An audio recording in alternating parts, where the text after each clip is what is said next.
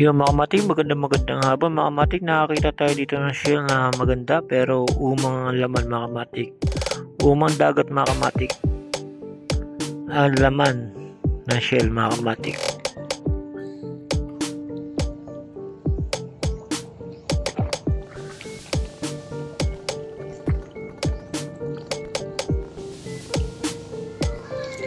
Yung sa ngayon mga kamatik, pa-high tide na. Na-ispata lang natin isang umang dagat mga kamatik. Napakaganda ng kanyang shell mga kamatik. Akala ko hindi umang laman para makaipon mga kamatik na pang ulam, yung pala umang ang laman mga kamatik.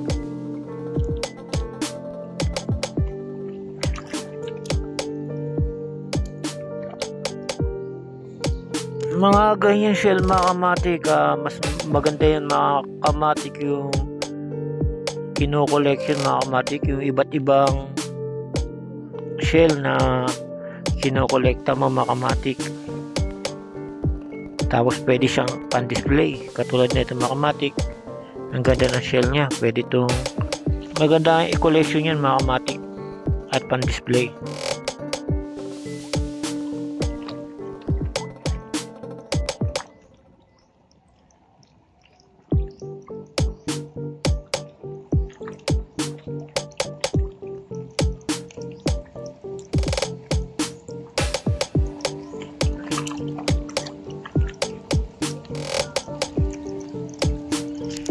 Sa ngayon yan palang nakikita natin mga kamatik.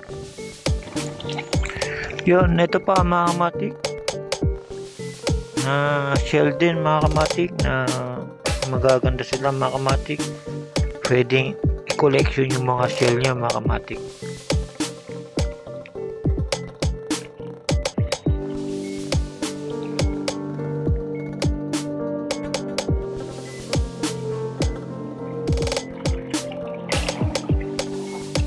Kung tunay na susuyan mga kamatik, marami na siguro tayong nakakuha. Kaya lang mga kamatik, puro umang dagat na lang yung nakatira dyan.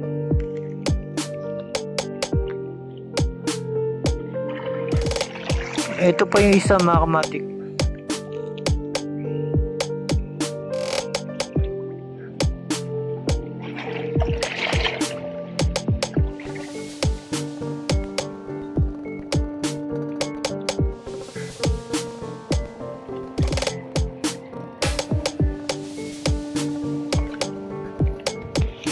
Baka may makita pa tayo mga kamatik, hanap tayo ulit mga kamatik na umang dagat na iba-iba ang shell nya.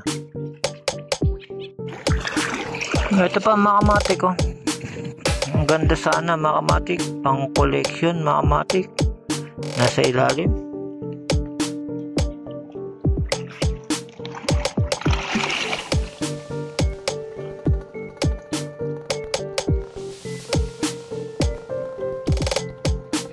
Pagka umang dagat mga kamatik, iba yung kanyang mata, katawan mga kamatik, orange na pagka blue.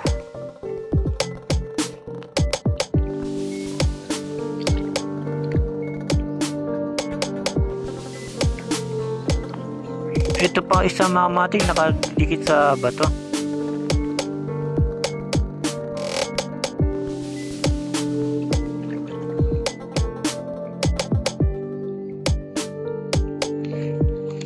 Yung mga kamatik, kahit sa sobrang lalim ng tubig, kaya nilang mabuhay mga kamatik, dahil kasi mga kamatik, umang dagat yan mga kamatik, lagi nasa tubig yan.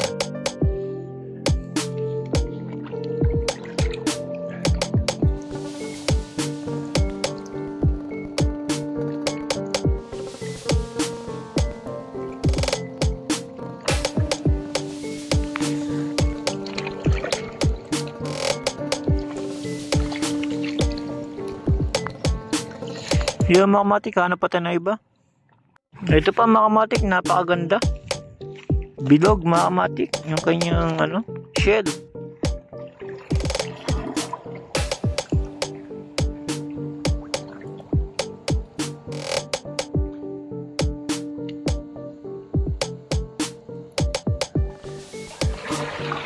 Yan mga kamatik, dahil sa mag-high tide na, nagsisilabat na sila mga ganitong oras.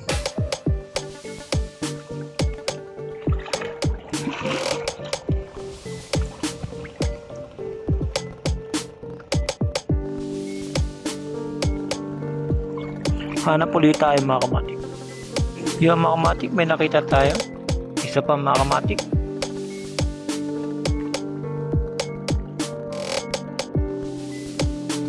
Isa pang umang dagat mga kamatik.